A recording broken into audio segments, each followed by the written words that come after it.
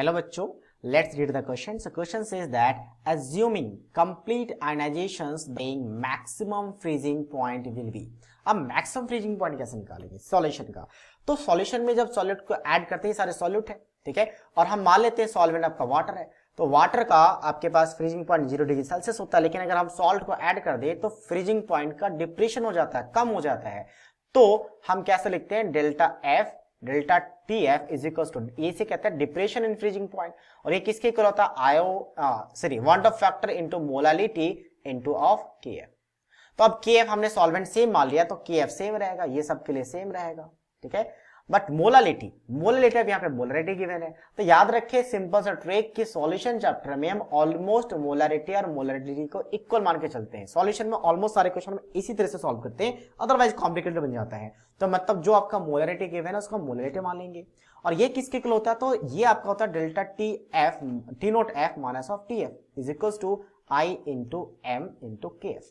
तो K F तो same है सभी का, मतलब आई इंटू एम देखना है हमें, तो आई इंटू एम जितना ज्यादा आएगा टी एफ उतना कम आएगा ना, क्योंकि हम क्या करेंगे यहाँ पे टी एफ निकालने के लिए, तो ये T naught F minus of I into M into K F आएगा, ये वैल्यू है, ठीक है, ये आपके पास वैल्यू है, मतलब ये तो फिक्स है। सॉल्वेंट एक पार्टिकुलर सॉल्वेंट लेंगे तो उसके लिए delta T naught F fix रहेगा, यानी कि उसका फ्रीजिंग पॉइंट। तो ये कहता होता है फ्रीजिंग पॉइंट ऑफ सॉल्यूशन मतलब जब आप सॉल्ट को ऐड कर दिया तो सॉल्यूशन बना, उसका फ्रीजिंग पॉइंट।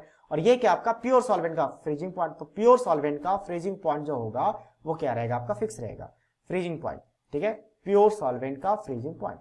तो इसका मतलब आई इंटू एम का वैल्यू ज्यादा होगा तो सॉल्यूशन का फ्रीजिंग पॉइंट कम हो जाएगा, तो आई इंटू एम जिसका कम होगा उसका फ्रीजिंग पॉइंट का सॉल्यूशन का ज्यादा रहेगा। तो हमें आई इंटू एम आपको देखना कि किसका कम है, क्योंकि मैक्सिमम फ्रीजिंग पॉइंट देखना है। तो फर्स्ट ऑप्शन की बात करते हैं, ए मान लेते हैं।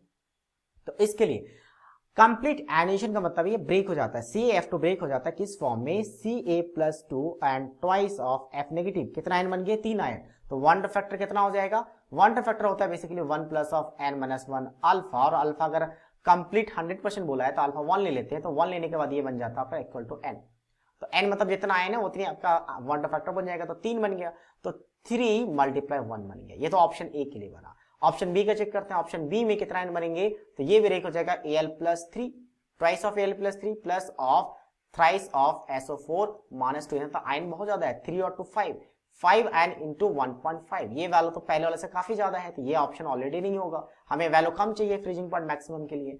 अच्छा नेक्स्ट क्या है NaCl, तो NaCl ब्रेक होता है Na positive Cl negative, 2 ion है, तो 2 मल्टीप्लाई 2 ये कितना आ गया 4 आ गया, तो इस वाले से कम है, सॉरी ज्यादा है, तो ये वैल्यू भी नहीं होगा, हमें उससे कम चाहिए, ठीक है। तो अब नेक्स्ट बात करते हैं, एक काम करते हैं ओवरऑल एक ही बार कंपेयर कर लेंगे, क्रॉस नहीं करते, एक बार ओवरऑल कंपेयर करते हैं, ठीक है। तो डी की बात कर लेते हैं एक बार, डी में कैसे करेंगे, तो डी में आपका क्या है AgNO3। सो अगर मैं AgNO3 की बात करूं तो AgNO3 कैसे ब्रेक होगा, तो AgNO3 की बात करें वो ब्रेक हो जाएगा Ag पॉजिटिव और NO3 नेगेटिव, 2 आयन, तो 2 मल्टीप्लाई 1 आ गया। इसका मतलब सबसे कम वैल्यू कहां पे आ रहा है, 2 इंटू 1 यहाँ पे सबसे कम डी में, तो डी की वैल्यू अगर m इंटू आई कम है तो उसका फ्रीजिंग पॉइंट क्या होगा, मैक्सिमम होगा। So that means option D is the right answer of this question. I hope you understood it well, all the best.